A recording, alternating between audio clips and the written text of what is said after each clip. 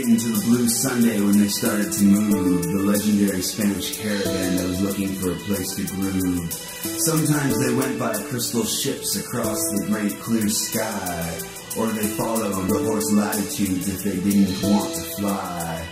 They went by many names while journeying in their soft parade. A ship of fools was common in most places they had stayed. Most people didn't understand the peace frog in his way. It was hard to seem sane when the shaman blues was at play.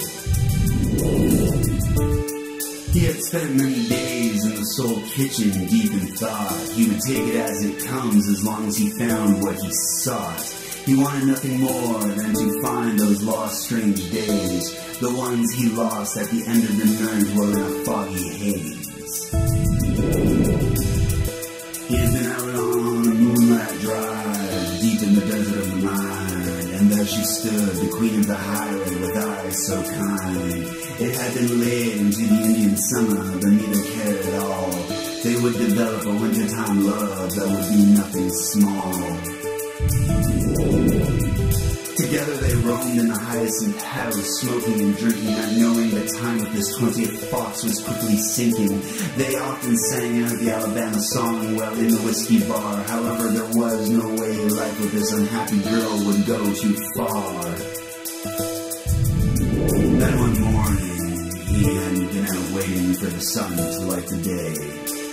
But people are strange, and she left without a word, with nothing to say. He did love her madly and would not rest until he found her again. That wild child caused him so much deep heartbreaking pain.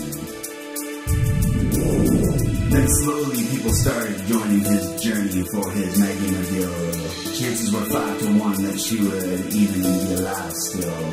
But this journey would not end until the frog was back on Love Street, so they could be wishful, sinful in their own hidden private retreat. Until he could rest, he would sing his roadhouse blues to everyone. He referred to himself as an unknown soldier in a quest for real fun. He was the spy in a war to bring his lady back to the place of love. He had to do it so he could believe there was someone above. A million times he said to himself, "Little girl, you're lost, come back. My eyes have seen you and I need you to keep me on track." Then he cried to himself, "I can't see your face any longer. My wild love, my need for you only grows stronger and stronger." That was when he was told not to touch the earth or what grows. He needed to go into the water. He was told, yes, the river knows. You need to break on through to the other side to find her now. It will not be an easy ride, but in the end you will know how. The water also told him, "I looked at you and it made me sad. The sun's almost gone, and for this you should be glad. Tell all the people what you are trying to do out there, that you've been down so long, but that you still care."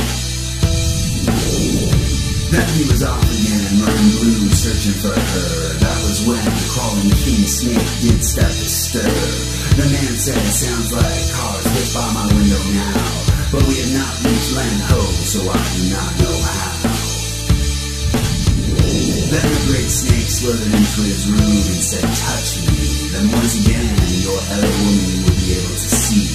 But I don't have long, because when the music's over, so am I. You make me real, but soon I will have to disappear and die. Then he saw the serpent as the tingling of dreams. In the end, it was all about the Medica and Maggie scream. Then it was about the Wasp, Texas Radio, and the Big Beat. And he yelled out, "We could be so good together if we could meet." Then he turned his head and she said, "Hello, I love you," to his face. "I want you to be my backdoor man, light my fire and stay in this place. Please love me 2 times and then we can be nice and warm.